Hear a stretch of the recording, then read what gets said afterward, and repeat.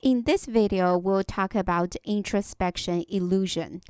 In my years of teaching psychology of leadership and decision making, this is the heuristic that many of my students had most problem with. First, what is introspection? Introspection involves looking inward into our conscious thoughts, feelings, motives, and intention.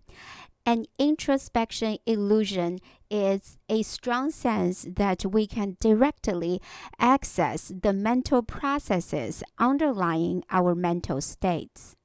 However, most mental processes are largely unavailable for our conscious interpretation. The processing capacity of our conscious mind has been estimated at about 120 bits per second. That bandwidth is the speed limit for the traffic of information we can pay conscious attention to at any given time. For something to become encoded as part of our experience, we need to have paid conscious attention to it. But there is a great deal of information processing that occurs below the threshold of our awareness. The catch is that we are unaware of our unawareness. As a result, although introspection feels as if we are simply observing our inner intentions, it is largely an inference about our inner intentions rather than a true reflection of them. Moreover, we have unique access to our own introspections, but not others' introspections. We tend to overvalue our own introspection, leading to another source of an introspection illusion. Much of the work of our brains is done at the unconscious level, and that a decision can be predicted several seconds before we consciously make a decision. The gut feeling decision making process is fast and subconscious, enabling us to make decisions without an extensive search for information, evidence, or data. In Michael Gazzaniga's book, Who is in Charge? Free Will and the Science of the Brain, he argued that when we are asked to explain our decisions, our brains generate post hoc explanations, which are all based on what makes it into our consciousness. But the reality is the actions and the feelings happen before we are consciously aware of them, and most of them are the results of non-conscious process, which will never make it into our explanations. In an experiment, researchers presented 120 participants with 15 pairs of female photos. In each trial, the participants had to indicate which of the two female photos they found more attractive. They were then given the photo of the chosen female for closer inspection and were asked to explain why they find this woman more attractive than the other. Unbeknownst to the participants, they were tricked by the researchers during the experiment. They were given the photo they had rejected rather than the one they had selected. Amazingly, in about 75% of the cases, the participants did not notice the photo switch. This was true even in cases where the photos were quite different from each other. At the end of the experiment, the participants were asked a hypothetical question.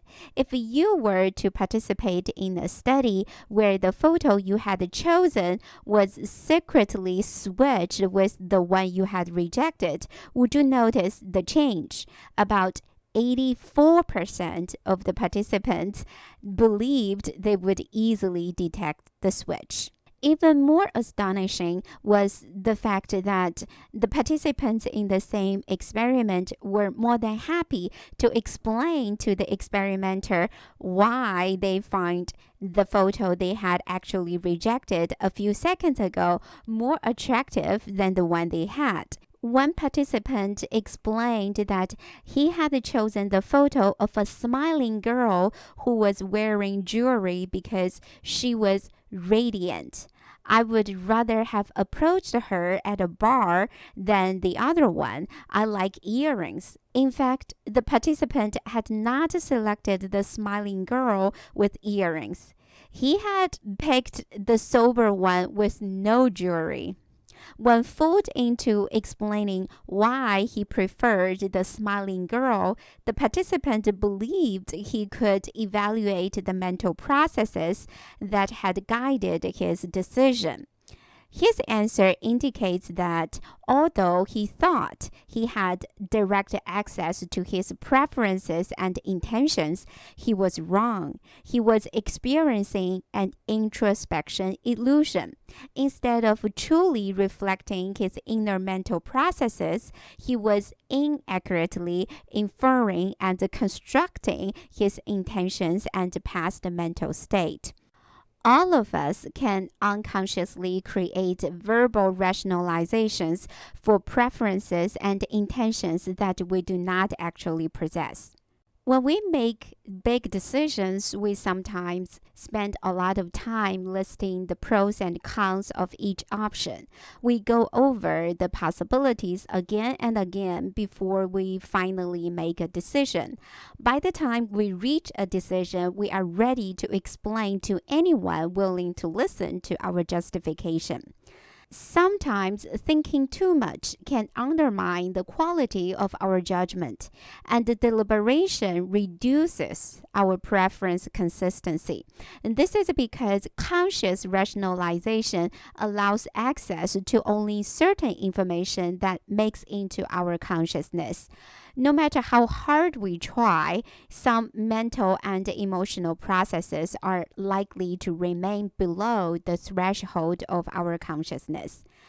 Our current feelings, such as unhappiness, dislike, or other intense emotions, can cause us to mispredict our future emotional state.